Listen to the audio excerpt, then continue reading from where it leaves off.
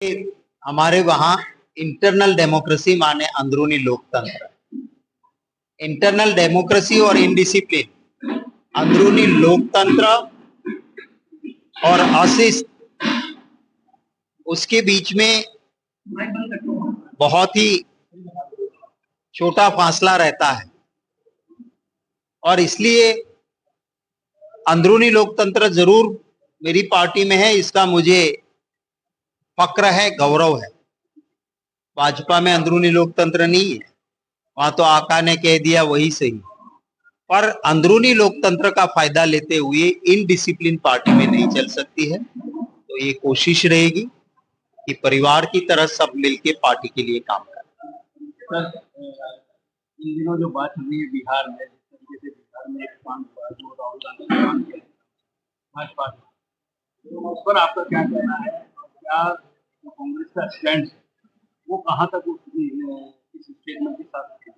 देखिए, पहली बात तो ये है कि हमारी देश की आजादी आई तब से पूरी दुनिया में एक प्रतिष्ठा हमारी बनी कि भारत का लोकतंत्र, भारत की डेमोक्रेसी मैच्योर्ड है।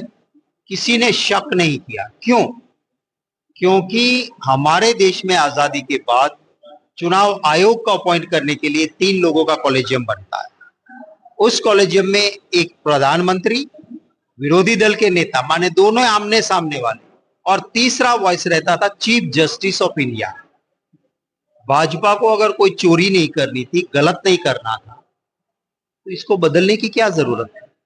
अब क्या कर दिया? चीफ जस्टिस ऑफ इंडिया को हटा दिया और उसकी जगह किसको लिया है?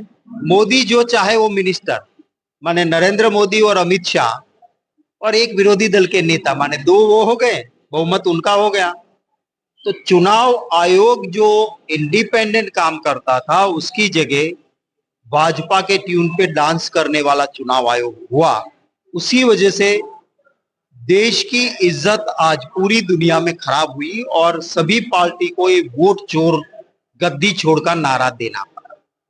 मेरी ये प्रेस कॉन्फ्रेंस चल रही, आप लोग आए, मैं जब नहीं पहुंचा था, यहां आके जिसकी ना मेरी जान ना पहचान, वो आके कुछ बोले तो उसके लिए मैं जिम्मेवार बन सकता हूं? मैं आपको सवाल करता हूं।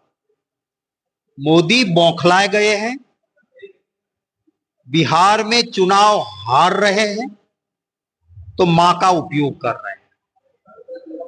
ना राहुल गांधी जी ने एक लफ्ज बोला है, हमारा संस्कार, हमारी संस्कृति नहीं है, ना उनकी मौजूदगी में कुछ बोला गया।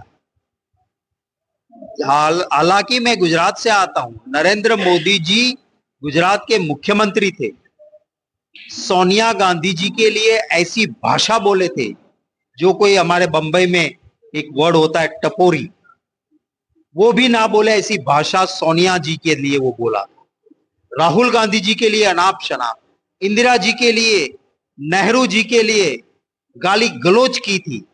तब कहां गए थे भाजपा वाले? ना मेरे नेता ने, ना उसकी मौजूदगी में कोई लफ्ज बोला गया है। पर एक गलत बीजेपी, नीतीश कुमार कहते थे बीजेपी माने बड़का झूठा पार्टी, तो ये झूठ बोल रहा है। सर, आप लास्ट उत्तराखंड आपदा सरकार जो वर्तमान सरकार है उसको आप कैसे देखते हैं और मानते हैं कि वो उत्तराखंड आपदा में जो रही आपदा आई है उसको वो संभाल पाए?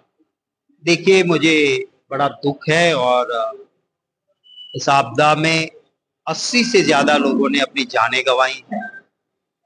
काफी लोग अभी भी लापता है।